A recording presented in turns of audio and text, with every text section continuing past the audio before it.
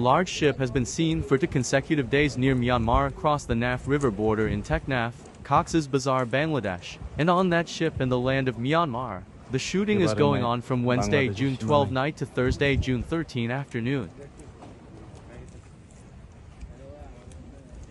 Loud sounds of gunfire and explosions are heard in the border area region of Teknaf, Cox's Bazar. After Thursday morning, the large ship was seen moving southwards and is currently anchored at Naf River in Teknaf and Nakhongi, a point in the Bay of Bengal, and the sound of shells and mortar shells raining from that ship on the land of Myanmar continues.